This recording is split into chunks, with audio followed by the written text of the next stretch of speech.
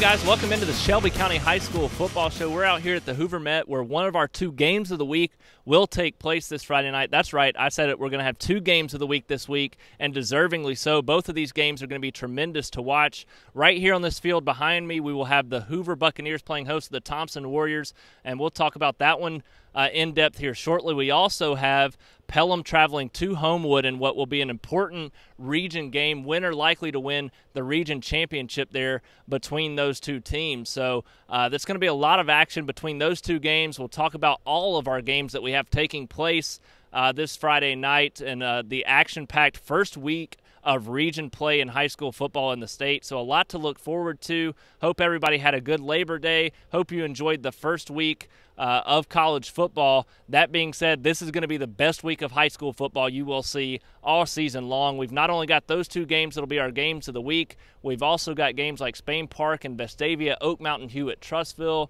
and several others that we're going to touch on throughout the night or throughout the show here that are going to be very good this Friday night. So stay tuned for all of that. It's going to be an action-packed show. At the end, we will talk about our SCR Stars of the Week as we do on each week's show. But it's going to be a fantastic week of high school football. I can't wait for it. I've been looking forward to it all summer long, and I don't think you're going to be disappointed with all the games that are going to be taking place. But first thing we're going to do, jump in, talk about our first game of the week between the Thompson Warriors and Hoover Buccaneers, and what an important matchup that's going to be. So last year we were treated to 2 games of the year between Thompson and Hoover, one in the regular season and one in the postseason. The regular season, Thompson picks up their first win in school history against the Buccaneers. Hoover gets the last laugh, however. They go on to win the semifinal matchup between the 2 in rather convincing fashion to lock up a spot in the state championship game. They go on to win the state championship rather convincingly as well. So, you know, Thompson still got that on their minds. Both teams coming into this season with a lot of talent, especially on the offensive side of the ball. First, we'll look back at what both of these teams have done to this point in the season. Hoover played 2 games against 2 very good teams. The defending 6A state champion in the state of Alabama. They beat Pinson Valley to open the season 52-14. The next game, they take on St. John's out of Washington, D.C., which is the number 5 ranked team in the country, and St. John's came to play here in Hoover. That was one of those games that was also delayed until Saturday morning, but St. John's walks out with a 42-14 win, which says a lot after Hoover was able to dominate their opener against Pinson Valley with Robbie Ashford, George Pickens, and Larry McKimmon really looking strong in that game. Thompson, on the other hand, 2 dominant wins to start the season. There's no playing around in Thompson this year. They have one thing on their mind, that's winning a state championship. And when you've got a guy at quarterback like Talia Tungavaloa, who's one of the best quarterbacks in the country, committed to Alabama, they're going to put up offensive numbers, and they've done it so far through 2 games. They beat, in their opener, win a big game down at James Clemens in the Challenge of Champions, 38-7 in that one. Bounced back this week with a 47-0 victory over Foley, also on the road in that one. And through 2 games, Tungavaloa has thrown for 9 touchdowns, including 5 this past Friday night. But the big thing Thompson had to have happen this year, their offense was going to be outstanding either way. Offensive line loaded. Shadrick Bird at running back's been great this year, had close to 140 all-purpose yards this past Friday night. He's going to be good. Talia's going to be good. They needed receivers to step up on the offensive side of the ball. We've seen Michael Petway dominate at that position already, taking over for Ahmad Edwards, Mo Edwards, who combined for close to 3,000 yards last season. And you have Petway, who's come in through 2 games, has already caught for 100-plus yards in each of his first 2 contests at that position as the go-to guy at receiver for Thompson this year. So the offense shored up. The defense was another huge question mark, losing close to 400 tackles on the defensive side of the ball. And this year they've come back through 2 games. They've given up just 7 points. Really should have been 2 shutouts. They obviously pitched the shutout against Foley this past Friday night. But in that opener against James Clemens, give up a late touchdown there just before the halftime break. Otherwise, they've given up 0 points throughout the other 8 quarters of action that Thompson has played this year. So both sides of the ball really shored up. And coming into this this week, before Thompson dominated their first 2 games, before Hoover lost their second game of the season, I thought this was going to be really not an easy win for Hoover, but I thought Hoover was going to be favored pretty heavily to win this game. And now I've seen this, and Thompson They're not playing around. They're not messing around. They could have easily looked ahead to this matchup with Hoover on Friday night. They did not do that. They showed that they're ready to play football this year and that they're going to try their best to upset Hoover for the second year in a row. I still tend to give a little bit of an edge to Hoover right now, but I'm not 100% sold that they're going to win this football game anymore like I was coming into the game. The big key is going to be on the defensive side of the ball for both teams. You're going to have to stop a two-headed monster at quarterback and running back for both teams. You've got Ashford and McCammon in the backfield at Hoover. You've got Tagovailoa and you've got Bird in the backfield at Thompson. And last year, Bird was the difference maker in this game. He ran for 160 yards in that game and 3 touchdowns. That's an impressive feat for that running back last year. And he made a name for himself in that game, has been getting all kind of looks from ACC schools, Division I offers all over the place. A lot of the reason that he's getting those offers is because of that game against Hoover last year. So they showed last year, the Hoover defense, that they struggled having to stop Tagovailoa and having to stop Bird. This year's going to be the same storyline. With the way Tagovailoa is playing, you can't sell out, though, to stop him. You're going to have to stop Bird at the same time, or this offense is going to make you pay. And the same thing for Ashford and McCammon. McCammon's one of the most physical running backs you're going to see at the high school level, and Ashford's a quarterback that can sling it to a guy like George Pickens, who's going to Auburn. He's a tall, fast, not the fastest guy on the field, but a tall, fast, strong guy that's going to go up and out-muscle you for a ball deep down the field. So last year, Hoover looked a little bit scared to throw the deep ball. This year, I don't think they're going to be scared to do that, which means the Thompson defense has to be shored up in the secondary, and they're going to have to get pressure in the backfield. But I think that's the main thing you have to do. Last year, you were able to win the game by stopping the passing game. McCammon's going to hurt you. He's going to get you what he's going to get you. But Thompson's defense really has to step up, stop the passing game. If they can make this team one-dimensional, they're going to have a great chance to pull off another big win against Hoover on Friday night. I think it's going to be a tightly contested game, a high-scoring game, because these offenses are so dynamic. And I really tend to lean that this is going to go Hoover's way barely. But I have not made my official pick yet. I have not looked at everything that I want to look at to make that official pick. But I do think that Hoover will probably sneak out a very close football game. That being said, Thompson's going to have their chance to make a play on the offensive side of the ball to win it. And when you've got a quarterback like Talia Tagovailoa that can make those kind of plays, it's tough to go against Thompson at the same time. So this is going to be a very good football team. Game of the year #1 this year. We'll see if they meet twice again this year as well. But I do think these are two evenly matched teams that are going to give us another thriller out here at the Hoover Met this Friday night between the #1 and #2 team in the state. So how about the Pelham Panthers? Through their first 2 games, they have looked dominant. After falling behind Calera 21-0 over the last 5 quarters, they have outscored last 7 quarters. They have outscored their 2 opponents in Calera and Bibb County 87-15, and throughout the season so far they've outscored Calera and Bibb County 87-36. Shows their offense is playing really well, and it shows their defense has started to progress the way it needs to progress for this team to be as good as I think they can be. This is a Pelham team that's loaded on the offensive side of the ball. You've got 2 quarterbacks, both of them can play in Matthew Rye and Xavier Langford. You've got skill players like Brandon Sledge and Edward Gibson, running backs such as Jalen Cook and Dylan Peterson. I mean, they are just loaded on the offensive side of the ball, so they're going to put up points. And if they're going to be putting up points, if their defense is playing as good as they have those last 7 quarters, this is going to be a very good Pelham football team that's taking on a Homewood team this Friday night that is coming off a loss. And, you know, this is what many people think is going to be for the region title there between Pelham and Homewood. And I've thought coming into the year that Pelham was going to be the team to walk out of this region as the winner. I still think that going into this week. But Pelham is going to have to play one of the tougher defenses they're going to face all year. While Homewood is coming off a loss, their defense has been playing really well so far this season. And it's going to be interesting to see kind of how that unfolds. You know, Homewood wins week 1 18-7 against Hueytown. Offense obviously didn't score a lot of points, but the defense showed up there. And then in week 2, they get a loss to Vestavia Hills 17-10. The offense still didn't show up.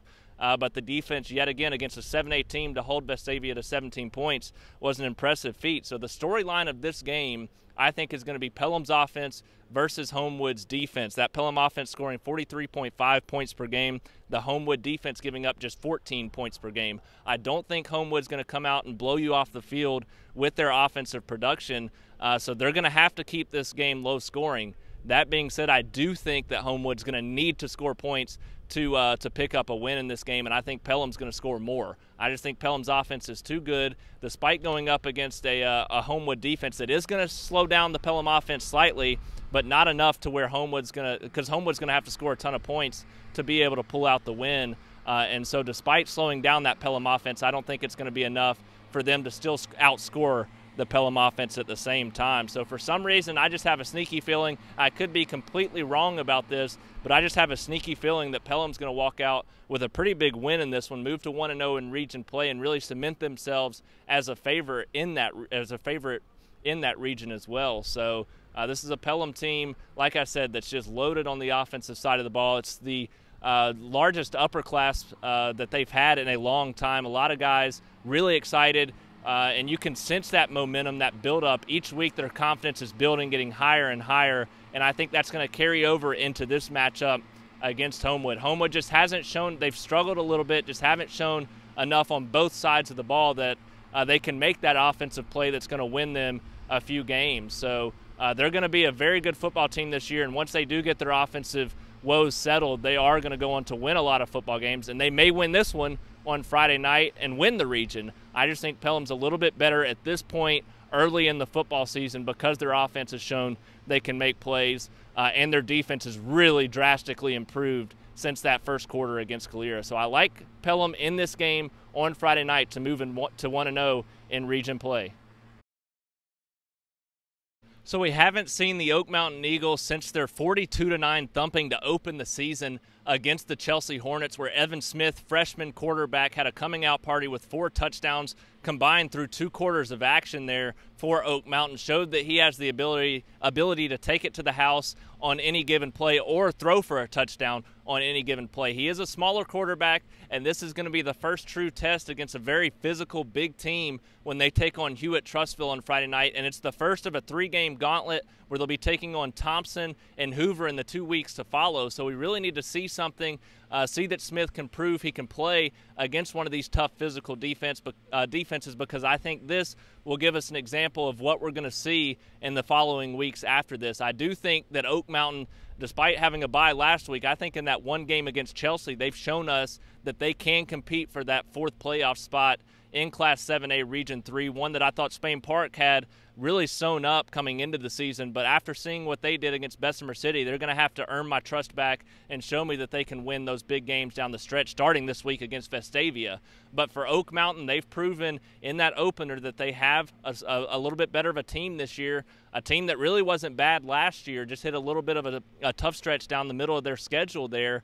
But this is a team, 42 points in their opener with a freshman quarterback is saying something. I don't care if you are playing a 6A Chelsea team that's struggling a little bit on the offensive side of the ball. For them to score 42 points, only give up 9 points in that game, shows me this team's headed in the right direction. And that's another thing. The defense this year, I think, is very improved. And they're going to be taking on a very good Hewitt-Trussville team. This is a Hewitt-Trussville team that's coming off two games to start the season against out-of-state opponents, both from Georgia. They open with a 38-30 win against West Forsyth, Georgia, and in their next game this past weekend, they lose 34-30 on the road to Cedar Grove, Georgia. But we see the consistency there from Hewitt-Trussville against 2 very good teams. Obviously give up a lot of points, but that's to be expected with 2 very good high school football teams.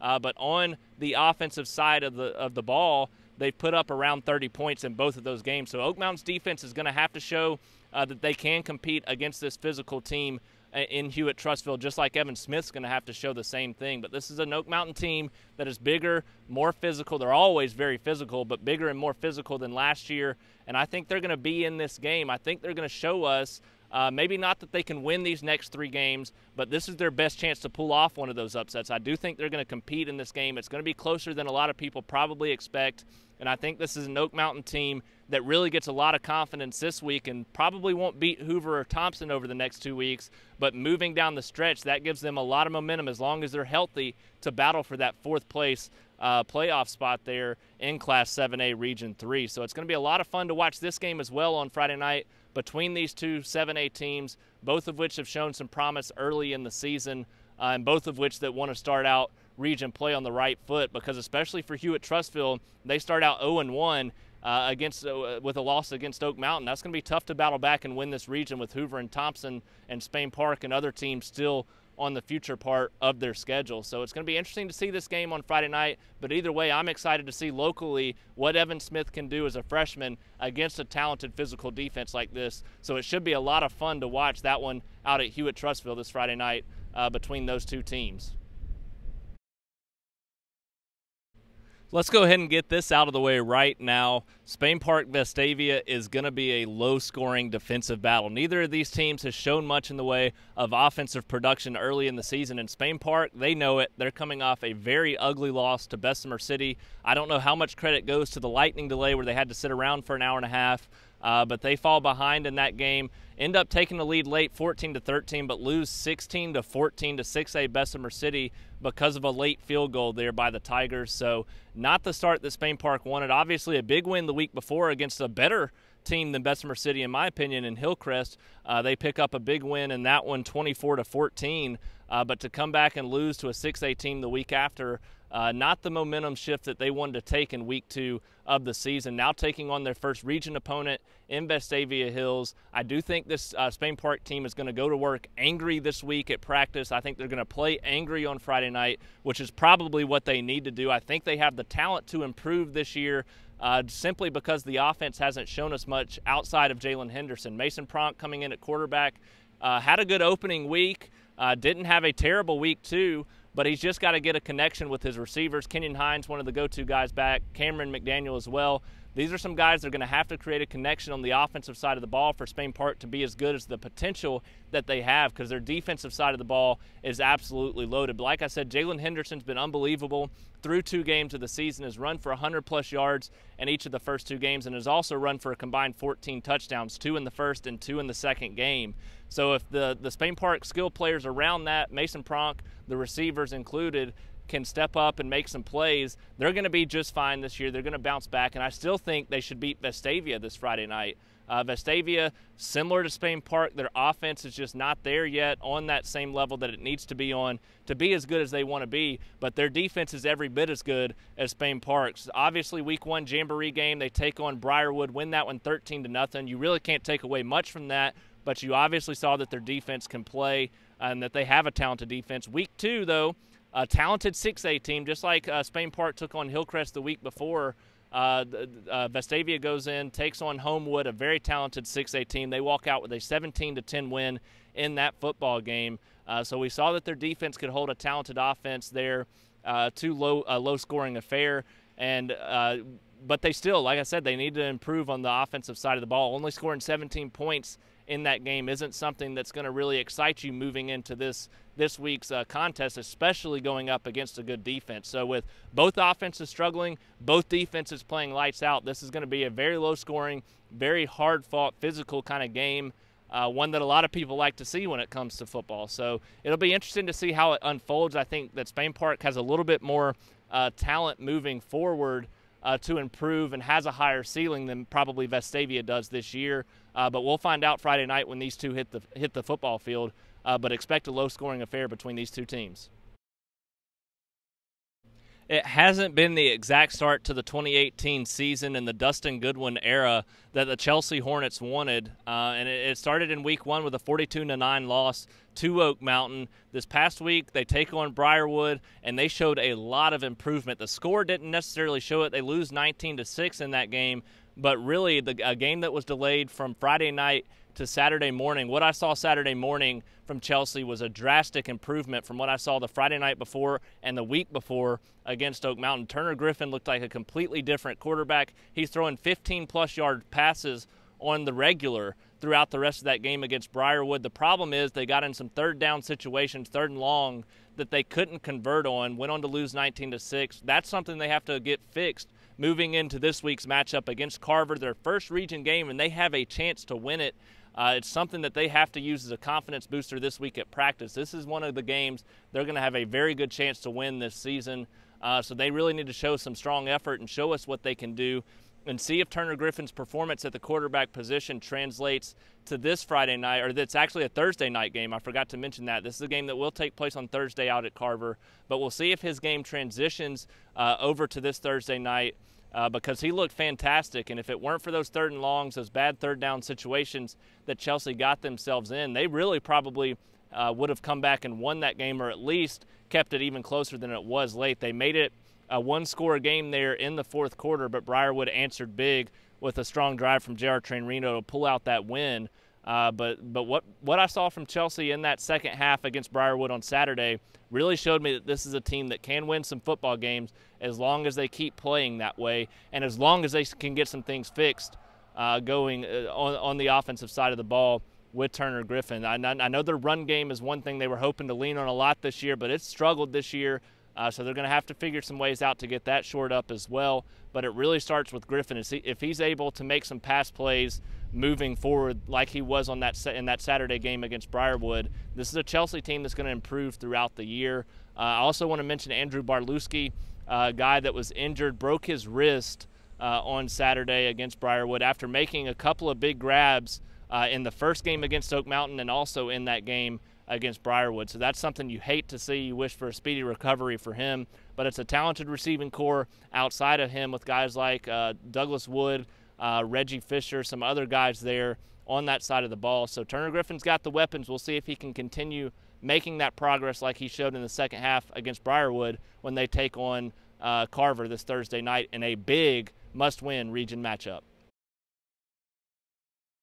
It was an interesting first game for the Briarwood Christian Lions, a game where the offense showed some promise, but also showed that it needed a lot of work as well. A game where the defense showed some promise, but showed that it needed a lot of work as well. So overall, head coach Fred Yancey was happy with the 19-6 victory that they got over the Chelsea Hornets to open the 2018 football season. But there are definitely some things they need to work on. On defense, it starts with covering the routes. They allowed way too many passes to Turner Griffin after Oak Mountain just shut him down the week before. So for Briarwood to give up some big chunk pass plays, several of 15-plus yards, was huge in that game. They showed that they needed to improve some things there at linebacker, the secondary, both of those positions. But overall, the run defense was stout, and that's what put Chelsea in several third and long situations. So they showed that they still have that strong defensive presence. It's a game last year that Briarwood won 19-7, got off to this very exact same start pretty much. So that if they do the same thing this year and go 14-1, they would like to be 15-0, but if they do the same thing this year, I think they'll be pretty happy with how this first game went. But it's still, like I said, some things need to be fixed. And on the other side of the ball, on the offensive side, J.R. Tran-Reno, his first year starting at quarterback on the varsity squad. He's been a running back, hybrid receiver the last couple of years on that offense, and he looked good at times. But throwing the ball, he still looked very uncomfortable throughout the game. But his running game is unbelievable. Luke Pruitt's running game is unbelievable, and they have a very, very good offensive line. So if Tran-Reno can trust his offensive line, sit in the pocket, he did have several guys that were open throughout the game. He's just going to have to kind of get settled in and take his time back there in the pocket and find those guys. And if he can do a couple of those throughout a game, his confidence will grow and he will become a better passer. But he and Pruitt combined for, I think, close to 200 yards rushing, if not more, in that game against Chelsea. The first touchdown in that game, a 59-yard screen pass from Tran-Reno to Pruitt. Pruitt took it all the way to the house, and then Pruitt had a couple of other very, very nice runs in that game. So he easily had over 100 yards all-purpose, and he and Tran-Reno both had close to 100 yards on the ground by themselves. So the Briarwood offense, if they can get a pass game at all, is going to be unbelievable this year. And if their defense can shore up the secondary and stop some of those passes, this team's going to be every bit as good as it was last year. I know Ramsey's going to be a dangerous opponent down the road, and so will Pleasant Grove this Friday night. It's a Pleasant Grove team that Briarwood only beat by 7 points a year ago. They're coming off a 34-27 win against Mortimer Jordan and a 28-10 win against West Blockton. You can't really take much away from that. West Blockton, not the best football team. Mortimer Jordan's a pretty average football team, but it is a very good Pleasant Grove football team that is going to challenge. I think it's going to be another close game. It could be another game that's around a 7-point difference, and Pleasant Grove will have a chance to pull the upset. But Briarwood, the #1 team in the state right now for a reason. Head coach Fred Yancey will get this team ready to go when they take on the Spartans Friday night, and it's going to start with that run game. I think the defense is going to carry them again, and I think the run game is going to carry them again, just like it did in the opener, while Tran-Reno gets some confidence in throwing the ball. So we'll see, but I think those two things will be key. I think they're going to lead them to victory against Pleasant Grove. So as we continue to work our way down classification by classification, our last 5A game that we're going to talk about is going to be Shelby County taking on Chilton County this Friday night. Both teams sitting at 0-2 right now. And I know Shelby County's sitting there in that position, but I think they're a heavy favorite in this game, and I'll tell you why in just a second. They are coming off a tough 22-12 loss to Montevallo this past Friday night, opened with a 13-0 loss to Childersburg. So obviously some things need to be improved, specifically on the offensive side of the ball. It's an offense that has struggled. They started out before that lightning delay on Friday night against Montevallo, started out really well on both sides of the ball, and were winning at the half with that lightning delay. But coming out in the second half after the delay had subsided, Montevallo looked really good on both sides of the ball. They shut Shelby County down. The offense scored, I believe, 22 unanswered to take a 22-6 lead before Shelby County came back, scored late to make it 22-12. But time ran out. Montevallo's your winners there. They're off to a solid start this year, so not a bad loss for Shelby County, despite Montevallo being a 4A team. So Shelby County has showed us on the defensive side of the ball that they can compete. On the offensive side of the ball, they showed some struggles, and that's been the big key there for Shelby County, and that's why they sit at 0-2 right now. It's a little bit odd because the past season it's been the defense that's been the concern. But head coach Heath Childers, he's an offensive-minded guy. The defensive coordinator obviously doing a solid job this year. Coach Childers will get things figured out, I think. And this is their first region game. I think they start 1-0 in that region game. And the reason I say that, Chilton County is coming off two difficult losses this season, 46-14 to Stanhope Elmore to open the season, and 20-13 to Sylacauga in that second game of the season. So we've seen that their defense hasn't been there this year so far. At least Shelby County has showed us that they do have that defensive side of the ball. I think that against Chilton County, Shelby County is going to score some points. And if their defense plays as good as they have the last couple of weeks against two pretty good teams, teams that are just as good or better than Chilton County, then they're going to have a strong chance to win this game. I think they will win this game on Friday night. They're only scoring 6 points per game right now, but giving up just 17.5 points per game. I think this Friday night we'll see something around 20-13 or something like that in the favor of Shelby County's, just simply because both offenses are struggling, but at least Shelby County has that defensive side of the ball. It'd be interesting to see what happens between the two, but I do like Shelby County to move to 1-0 in region play.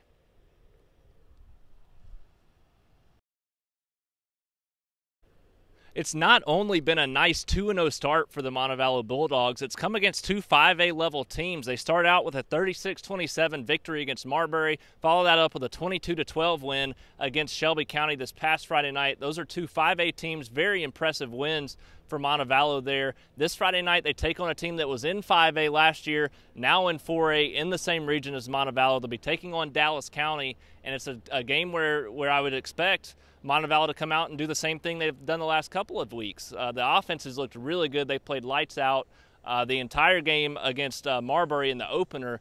They just looked unbelievable. And then this past week, after the lightning delay, coming out after making some halftime adjustments, they scored 22 unanswered points and go on to beat Shelby County 22-12. So it was just it's been an impressive showing by the offense there. They're taking on a Dallas County team that only won 2 games a year ago.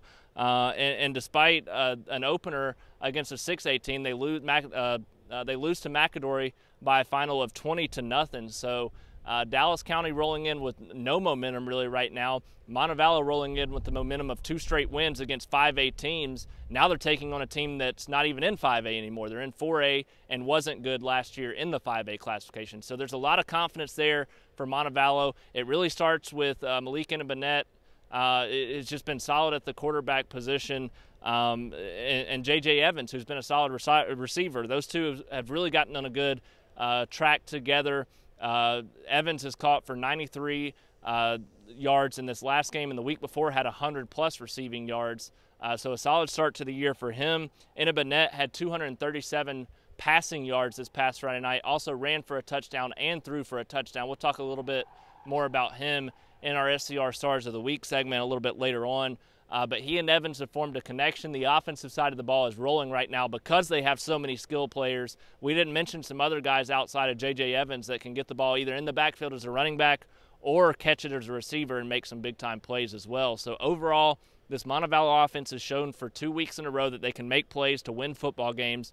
And Dallas County last week showed that they couldn't score at all. So we just don't think – you just can't expect them to come out and beat a team that has the offense rolling. They may do it, but right now, like Montevallo, I think Montevallo is going to move to 3-0 simply because their offense is playing so well.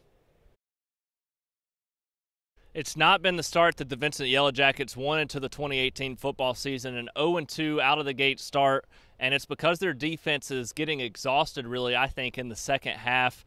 They've given up a combined 105 points through those 2 games, and it's 2 games where they were in it in the third quarter. The first week down by 1 possession after scoring an early touchdown in the second half. The second week they go into the half, they're down by 2 scores, but they have a chance in that second half, and then they lay an egg late in the third quarter, give up a ton of unanswered points, and it's been almost a mirror image through the first 2 weeks. Midway through that third quarter, the opposing team has gone on to roll offensively, and that's been the big key so far this season for Vincent is the defense late in the game. The offense also, they haven't been lighting it up on the scoreboard either. They do have talented players back.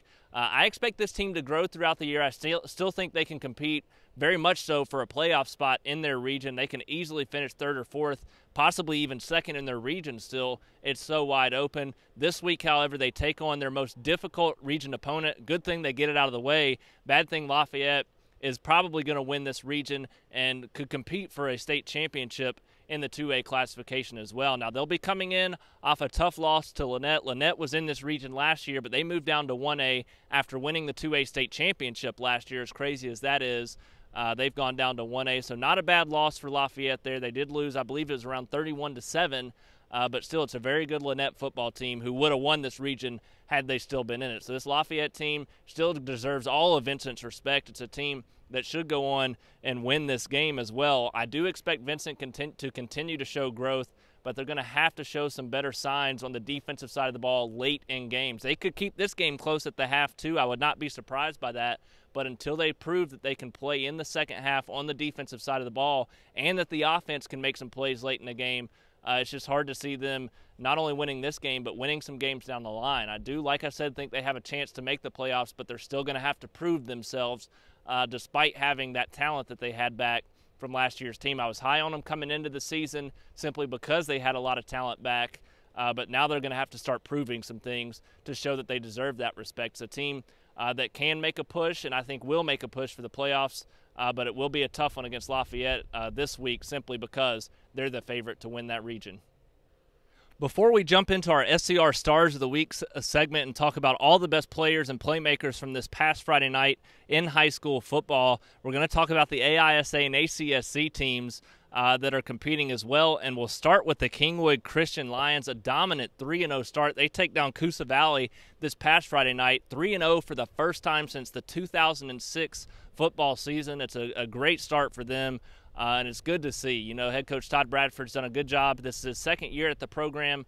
I didn't have the belief in them to do as good as they've done so far this year coming into the season because all I had to base that on was last year. And they struggled a lot last year. But this year, clearly, they've bounced back. This Friday night, they'll be taking on Tuscaloosa Academy, a team that's going to be a tough matchup. They're 2-0 on the season, so this is really going to be their first chance. They're facing some adversity against another good team. I think they're 2 evenly matched teams, but it'll be interesting to see how Kingwood's able to handle taking on a good, solid football team such as Tuscaloosa Academy. I think they'll have a chance to win and to move to 4-0 on the season, which would be an unbelievable storyline. We also have Coosa Valley. They fall to Kingwood this past Friday night. They fall to 1-2 overall on the season, but Brayson Edwards, the quarterback there, finally started showing some momentum on the offensive side of the ball. Finished that game 8-9, only 82 yards passing, but showed some consistency there at completing his throws in that game despite the loss. They take on Autauga this Friday night. That's going to be another tough matchup like Kingwood has with Tuscaloosa Academy. Autauga is 1-1 on the season. I think it's a toss-up game. Either team can win this football game, but it will be a difficult contest there for the Rebels. Moving on, we have Cornerstone this Friday night. They drop another one in a rain-shortened game against Crenshaw this past Friday night. They fall to 1-2 on the season as well. And they take on a Chambers Academy team that's probably going to be their toughest game of the season. I don't know that they're going to be able to win this one. Chambers Academy sitting at 3-0 on the season so far. So this is, like I said, their toughest game of the year. It'll be tough to see a bounce-back win here. But moving forward, I think Cornerstone's going to be fine. As long as they stay healthy, they'll battle for a playoff spot. I don't have a doubt about that. The Evangel Lightning, they also drop their second game in a row this past Friday night. They lose and have only scored a combined 12 points the last 2 weeks, 6 points in each of those two games. Now 1-2 on the season. This week they're taking on an 8-man team in Freedom, who is 2-0 and has lit up the scoreboard so far this season with a good offense. That being said, an 8-man football I really like of the Evangel Lightning. They've won who knows how many state championships in the ACSC, and that's going to continue. I predicted them to win it this year. And their offense, it's a different game at that 8-man level, and playing the 11-man contest really helps this team figure things out going back to these 8-man games. So I expect Evangel to bounce back, move to 2-2 despite taking on a 2-0 Freedom team. But that's all of our AISA, ACSC action this week. We'll look forward to all those games Friday night as several of the teams are looking to bounce back, and the Kingwood Lions look to improve to 4-0. So on to our final segment of the show, my favorite segment of the show, as we talk about our SCR Stars of the Week, all the playmakers that stood out this past Friday night, and there were several of them, and we're going to start in the 7A classification. Jalen Henderson, despite a tough loss for the Spain Park Jaguars, has showed us a lot through the first two games of the season. 108 yards, 2 more touchdowns this past Friday night. He now has 300 combined yards and 4 touchdowns on the season through 2 games. So obviously a hot start for him there on the Spain Park offense. He's really been the sole leader on the offense so far that I expect to continue to grow throughout the season. I think that Mason Pronk's got a lot of promise, as does the rest of the offense. So we'll see kind of what happens going forward, but obviously a good start there for Jalen Henderson at Spain Park. Talia Tungavaloa, another strong performance he's showing week in and week out through just 2 weeks of the season of why he is one of the best quarterbacks in the country. He goes 24-35, 277 yards and 5 touchdowns in a win against Foley this past Friday night.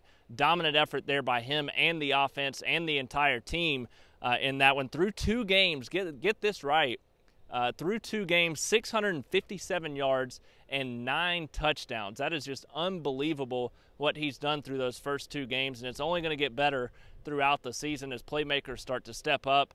And one of those playmakers that has already stepped up is none other than Michael Petway. Petway, the receiver there, they needed him big time to come through this season. Through 2 weeks of the season, he now has 211 yards receiving and 4 touchdowns. While they miss Ahmad and Mo Edwards, they were very glad to have Michael Petway this season. This past Friday night, 101 yards, 2 touchdowns in that win against Foley, as he and Tungavaloa are a dynamite duo right now on the offensive side of the ball. Also want to mention Thompson's defense. They were key coming into this season for this team to be successful, and aside from a late score in that first game against James Clemens, they have held teams scoreless, so it played perfect for all but a few seconds of one game.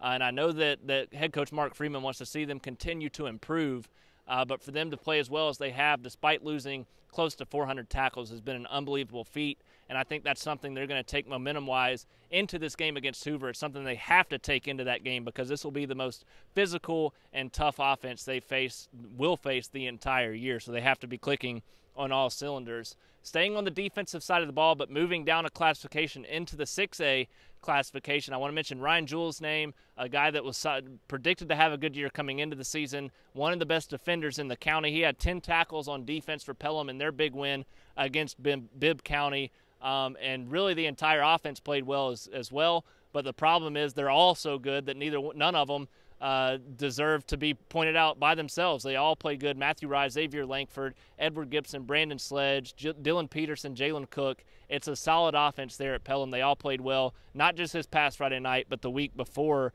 to kickstart the season against Calera as well. Moving down to the 5A classification, I want to talk about Briarwood's running game. J.R. Tran-Reno and Luke Pruitt, like I said earlier, they were dominant on the ground. They also connected on a screen pass that went 59 yards. If that duo stays that hot, that's going to be a tough run game to stop this year. I will say that Tran-Reno needs to get some passing going so that they aren't too one-dimensional, because teams will load the box and stop that throughout the season. But I think the first game went exactly how head coach Fred Yancey wanted it to. I think that they'll make some adjustments and catch some teams sleeping on the passing game down the line. So Luke Pruitt, J.R. Tran-Reno, very deserving of an SCR Star of the Week as well. I also want to mention down in 4A now, Malik Inabanet. Obviously a solid start to the season, not just this past Friday night where we mentioned he had 237 yards and 2 touchdowns, but through 2 games he now has 464 total passing yards as well as 5 touchdowns. He's also been running the ball very well as well, with a couple of those touchdowns coming on the ground and several more yards in addition to those 464 being rushing yards. So Malik Inabanet has really transformed into a solid quarterback in his first year as a starter there at Montevallo after taking over for 2 quarterbacks that are back on this year's team. They moved to skill positions, showing how important and how talented Malik Inabanet is there at Montevallo. His counterpart, his receiver, the guy he's connected with early in the season, J.J. Evans, also a solid start to the season. He had 93 yards receiving this past Friday night. Total on the season now has 202 yards receiving throughout the first 2 games and a couple of touchdowns as well. And also want to mention Turner Griffin's name just to kind of get his confidence going in the right direction. The kid made some plays in that second half against Briarwood. They need a run game to step up to give them some shorter yardage situations. But the way that he looked in that second half against Briarwood, made some tremendous throws downfield. He seemed confident, and it looked like he had been doing it for a long time, making those long throws. So that was impressive to see what he was able to do as the quarterback there for Chelsea. If he gets that confidence moving forward, I expect this team to take that next step and start winning some games here pretty shortly. So that's all of our SCR Stars of the Week. Congrats to all you guys. Keep it up. Keep up the hard work. Other guys, put in the work. You're all doing great jobs. I've seen you either in person or I've heard good things. So everybody keep up the good work. It's awesome to see it pay off and translate onto the football field. But like I said, this Friday night going to be the best week of high school football that we may have the entire season. Several good games going on, not just in Shelby County, but around the state. But it does start in the county to have 2 good matchups like we have between Pelham and Homewood and Thompson and Hoover, as well as other big matchups. It's going to be a lot of fun to watch unfold on Friday night. We'll be out here live, Facebook Live, from the Hoover Met before the Thompson-Hoover game on Friday night. So be sure to tune into that. We will talk about all of our games again, add some more elements into that show as we preview and predict everything that's going to happen on that exciting night of high school football. We'll also have our great coverage. Updates, as always, on SCR Sports on Twitter. That's at SCR Sports on Twitter. You've seen it throughout the show, so make sure to give a follow, and we'll have updates not only on stories throughout the week, but everything that happens on Friday night as well. So just be sure to tune in. It's going to be a fun football Friday this Friday night. But for now, that's going to do it from here at the Hoover Met.